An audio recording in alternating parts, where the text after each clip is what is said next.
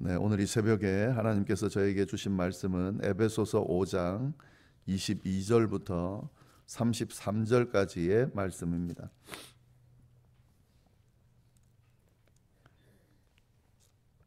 제가 가지고 있는 성경으로 신약 성경 315페이지에 있습니다. 에베소서 5장 22절부터 33절까지의 말씀 우리 함께 교독하겠습니다. 아내들이여 자기 남편에게 복종하기를 주께 하듯 하라. 이는 남편이 아내의 머리됨이 그리스도께서 교회의 머리됨과 같으니 그가 바로 몸의 구주시니라. 그러므로 교회가 그리스도에게 하듯 아내들도 범사에 자기 남편에게 복종할지니라. 남편들아 아내 사랑하기를 그리스도께서 교회를 사랑하시고 그 교회를 위하여 자신을 주심같이 하라. 이는 곧 물로 씻어 말씀을 깨끗하게 하사 거룩하게 하시고 자기 앞에 영광스러운 교회로 세우사 티나 주름 잡힌 것이나 이런 것들이 없이 거룩하고 흠이 없게 하려 하심이라. 이와 같이 남편들도 자기 아내 사랑하기를 자기 자신과 같이 할지니 자기 아내를 사랑하는 자는 자기를 사랑하는 것이라. 누구든지 언제나 자기 육체를 미워하지 않고 오직 양육하여 보호하기를 그리스도께서 교회에게 함과 같이 하나니 우리는 그 몸의 지체임이라. 그러므로 사람이 부모를 떠나 그의 아내와 합하여 그 둘이 한 육체가 될지니 이 비밀이 크도다. 나는 그리스도와 교회에 대하여 말하노라. 그러나 너희도 각각 자기의 아내 사랑하기를 자신과 같이 하고 아내도 자기 남편을 존경하라. 아멘. 네, 저희가 에베소서 말씀 쭉 나눠왔는데요. 이 에베소서 말씀은 에베소 교회 성도들에게 바울이 편지를 보낸 그런 내용입니다. 이 에베소 성도들은요, 대부분 이방인들이었는데 이방인들이 그리스도를 만나고 영접하면서 그리스도인이 된 사람들입니다. 이런 사람들에게 그들의 정체성, 그리스도인으로서의 정체성이 무엇인지 알려주면서 어떻게 살아야 되는지 알려주는 내용이 바로 에베소서의 내용입니다. 핵심 주제는 이거죠. 너희는 이제 더 이상 이방인이 아니다. 너희는 그리스도인이다. 이걸 이제 어떻게 표현하냐면 옛사람이 아니다. 그러니까 옛사람의 모습을 벗어버리고 새 사람을 입으라 라고 그렇게 이야기하는 내용입니다. 그러면서 새 사람으로서 살아간다는 것이 어떤 삶인지를 쭉 알려주는 그런 내용입니다. 그래서 그리스도인이라면 그리스도인으로서 어떻게 살면 되는가, 이 에베소서에 나오는 내용을 보시면 됩니다. 특히 하반절 3장 이후의 쭉 내용들을 보시면 4장 이후의 내용들을 보시면은 구체적으로 어떻게 살아야 되는지 그런 삶의 지침들이 쭉 나와 있습니다. 네, 오늘 본문도 그 맥락에서 우리가 이해할 수 있는데요. 오늘 본문은 이 마지막 어제 본문인 마지막 앞구절이죠. 예, 21절 말씀, 5장 21절 말씀에 근거해서 주어진 말씀입니다. 21절에 어떻게 되어 있냐면 그리스도를 경외함으로 피차 복종하라. 예, 이 말로 이제 어제 본문이 이게 마무리가 됐는데, 이 그리스도를 경외함으로 피차 복종하라는 말에 근거해서 오늘 본문과 그래서 6장 9절까지 이렇게 쭉 이어집니다. 그리스도를 경외함으로 피차 복종하라. 어떤 말이냐면요, 이 그리스도께서 우리를 위하여 자신을 희생하고 또 섬김의 본을 보여주셨던 그 모습을 경외하라는 거죠. 인정하라는 거죠. 따르라는 거죠. 그래서 그 그리스도의 모습을 본받아서 우리도 피차 서로 복종하며 살아라 하는 그런 의미의 말입니다. 이 말을 이야기하고 그 다음에 무슨 내용을 이야기하냐면, 그러면 피차 복종한다고 할 때에 어떻게 이것을 삶에 적용할 수 있는가 하는 내용을 쭉 이야기를 하고 있는데, 세 가지 관계에 어떻게 구체적으로 적용할지에 대한 내용이 다음에 나오는 내용입니다. 남편과 아내의 관계 안에서 피차 복종할 것을, 또 아버지의 부모와 자녀 관계에서 서로 피차 복종할 것을, 그리고 주인과 종의 관계에서, 이 당시에는 종이 있었기 때문에요. 주인과 종의 관계에 대해서 어떻게 피차 복종할지에 대해서 구체적인 내용이 쭉 나옵니다. 그래서 오늘 5장 마지막 부분과 여기는 이제 남편과 아내에 대한 관계에서 어떻게 복종할지에 대한 내용이 나오고, 그 다음에 6장 9절까지 나머지 두 관계에 대한 내용이 나옵니다. 네, 우리가 이게 다 살펴볼 수는 없고, 오늘은 이 남편과 아내 관계에서 우리가 어떻게 서로 아름다운 그리스도인으로서의 아름다운 관계를, 여기 지금 말로 하면 피차 복종하는 관계죠. 복종하는 관계를 이어갈 수 있을 것인지에 대한 구체적인 내용을 함께 보도록 하겠습니다. 자, 오늘 본문을 보면 남편과 아내의 관계에서 어떻게 해야 되는가, 정리하면 이렇게 되어 있습니다. 그러니까 아내는 남편에게 복종하고, 그리고 남편은 아내를 사랑하라, 이렇게 우리가 정리해서 볼 수 있습니다. 그리스도인으로서 남편과 아내의 관계를 어떻게 해야 되는가, 그리스도를 본받으면서 남편과 아내의 관계를 어떻게 우리가 해야 되는가, 아내는 남편에게 복종하고 남편은 아내를 사랑하라, 이렇게 우리가 정리할 수 있는데, 근데 지금 오늘날 이 시대에 이 말씀 만약에 이렇게 설명하고 끝내버리면 아마 질문을 제기하거나 또는 동의하지 못하겠다라고 이야기하는 사람들이 분명히 생길 수 있습니다. 왜냐하면 지금 이 표현만으로 하면 마치 아내가 남편에게 예속되어 있는, 그러니까 속해져 있는 그런 관계로 느껴지고, 아내는 남편에게 복종하는 관계고 남편은 위에서 아내를 사랑하는 관계처럼 그렇게 보여집니다. 바울이 그렇게 이야기를 했을까 하는 거죠. 만약에 바울이 말하고 끝을 냈으면요, 이 당시에 그 로마 시대잖아요. 로마 시대로 보면 제가 말씀드린 이런 관계로 이해했을 겁니다. 왜냐하면 그 당시에는 아내들이 정말 남편에게 속해져 있거든요. 좀 심하게 이야기하면 일종의 물건까지는 아니지만 속해 있는 그런 존재였습니다, 아내들이.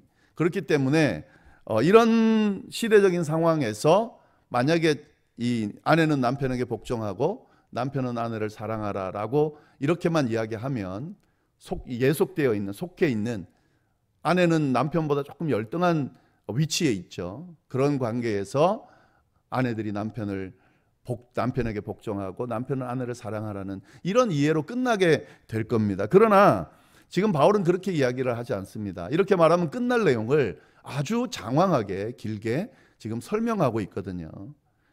단순하게 이런 열등한 관계, 평등하지 않은 관계에서 아내는 남편에게 복종해야 되고 남편은 아내를 사랑해야 된다라고만 이해하기에는 오늘 본문의 내용이 그렇게 설명되어 있지 않다라고 하는 사실을 우리가 좀 잘 볼 필요가 있습니다.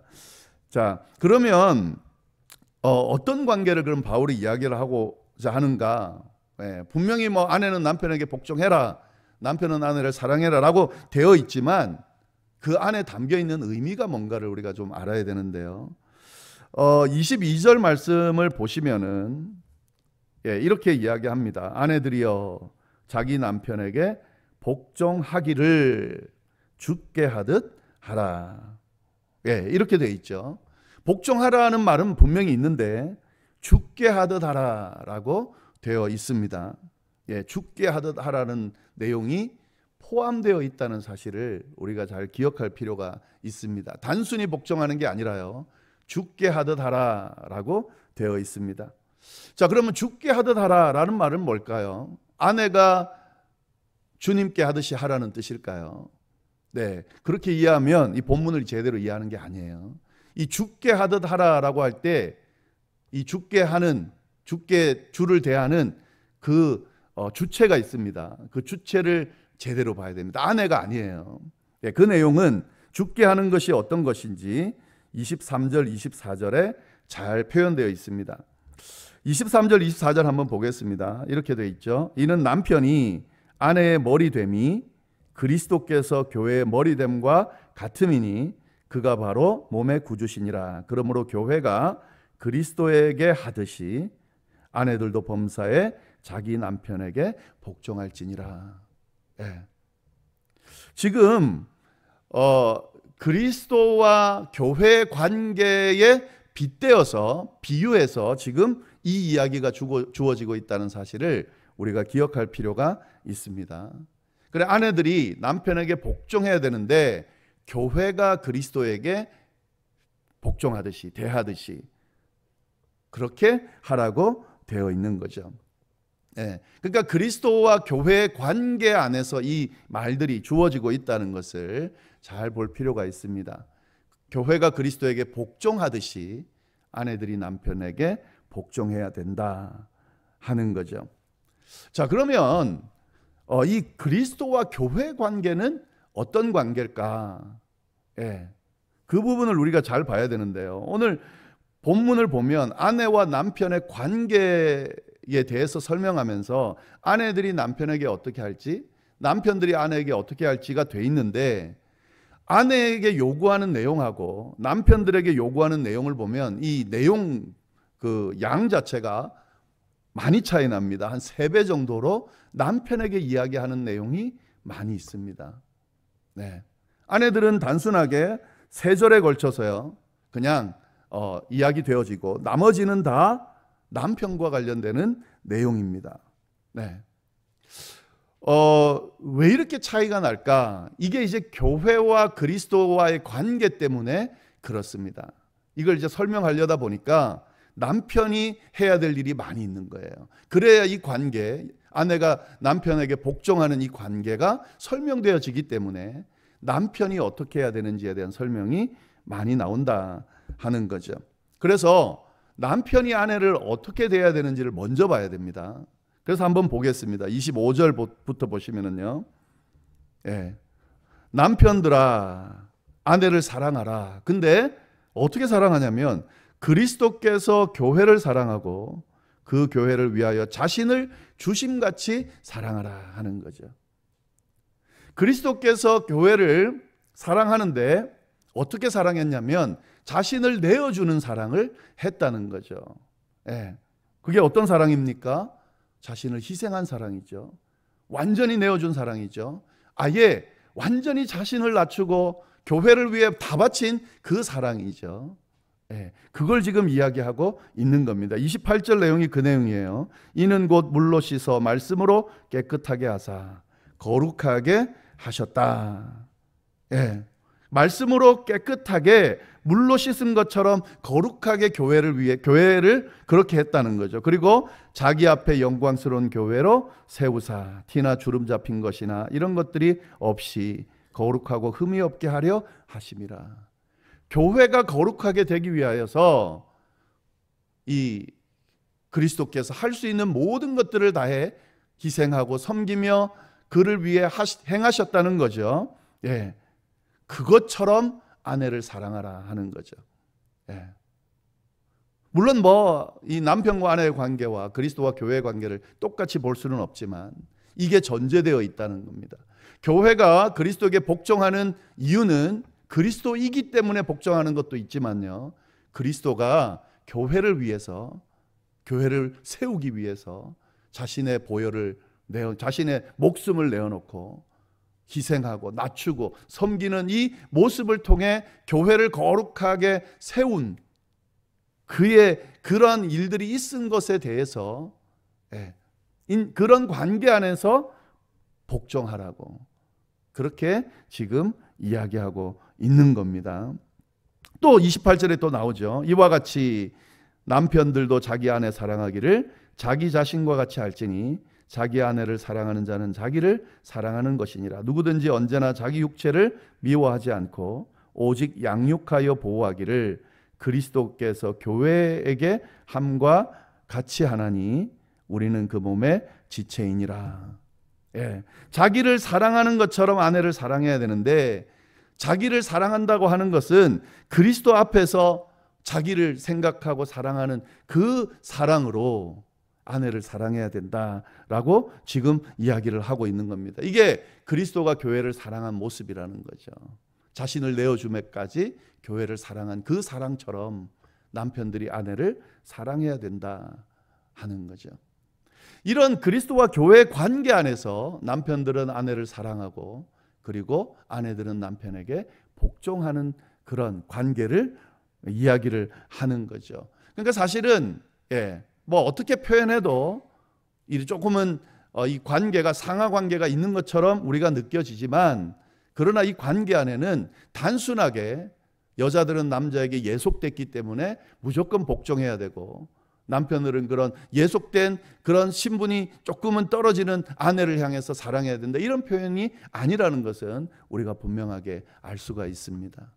그리스도께서 교회를 자기 몸보다, 자기 몸처럼 몸보다 더 사랑하고 희생하고 내어준 그 사랑으로 남편들이 아내를 사랑해야 하고, 그런 희생을 통해서 나를 구해준, 나를 교회를 세워준, 거룩하게 해준 그 그리스도를 향해서 순종하고 복종하는 그 모습처럼 그런 남편에게 복종하고 순종하고 존중하고 경외하고 그렇게 대하라 하는 그런 의미가 이 안에 담겨져 있는 거죠. 우리 그리스도 안에서 남편과 아내의 관계는 그런 관계죠. 하나님께서 여하튼 남편이라고 하는 존재를 아내에게 허락해 주셨습니다. 그 존재 자체를 인정하고 존중하고 그를 통해서 허락하시는 하나님의 그 은혜, 구속의 은혜, 그 은혜들을 생각하면서 존중해 주는 그런 모습이 필요하다는 거죠. 여기서 복종하다라고 하는 것은 그의 존재 자체를 인정하는 걸 말하는 겁니다. 높이는 걸 말하는 겁니다. 이 남자들이 굉장히 원하는 거, 아내들에게 원하는 것들이 있다 그러는데요. 그거는 인정받고 싶은 거예요. 존중받고 싶은 거예요. 그래서 이 남편들이 아내들에게서 가장 큰 상처를 받거나 화가 나는 경우가 무시할 때, 무시하는 말을 할 때, 행동을 할 때, 그런 가장 뭐 다른 것도 이유가 되겠지만요. 그럴 때 가장 화가 나고 상처가 된다는 거죠. 이 말이에요. 복종한다는 말은 그런 말이에요. 인정한다는 거예요. 존중한다는 거예요. 그의 존재 자체를 남편으로서 인정한다는 거죠. 남편은 아내를 사랑한다고 표현되어 있습니다. 이 여성들이 저도 잘 못해서 이런 말씀드리기가 좀 그렇지만, 이 굉장히 원하고 또 그렇지 못할 때에 굉장히 속상해하고 상처받고 할 때가, 사랑받지 못할 때, 사랑받지 못한다고 느낄 때, 그때에 가장 그것이 힘들고 또 상처가 된다고 그러더라고요. 그러니까 마찬가지죠. 이 남편이 아내를 사랑해야 된다는 말은 소중한 존재라는 거죠. 하등한 존재가 아닙니다. 소중한 존재. 하나님께서 나와 함께 돕는 배필로 살 수 있도록 허락하신, 함께 가야 하는, 나와 함께 한 몸이 된 그런 소중한 존재라는 사실을 생각하고 그를 사랑으로 대하는 그런 모습이 있어야 된다. 이게 이제 이 안에 담겨져 있는 의미죠. 아마도 우리 성도님들이 경험한 그 모든 것들을 여기에 적용할 수 있을 것 같습니다. 이런 아름다운 남편과 아내의 관계가 이어질 때에 이것이 그리스도인다운 교회와 그리스도와의 관계 안에서 이루어지는 그런 아름다운 관계를 맺을 수 있다라고 바울은 지금 이렇게 권면하고 가르치고 있는 거죠. 이 내용을 좀 잘 보시면서요, 좀 한번 적용해 보시면 좋을 것 같습니다. 그리고 이제 마지막으로 한 가지만 더 말씀을 드리면, 이 내용이 나오죠. 31절, 32절 말씀이 나오는데, 그러므로 사람이 부모를 떠나 그의 아내와 합하여 그 둘이 한 육체가 될지니 이 비밀이 크도다. 나는 그리스도와 교회에 대하여 말하노라. 창세기 2장 24절 인용한 거죠.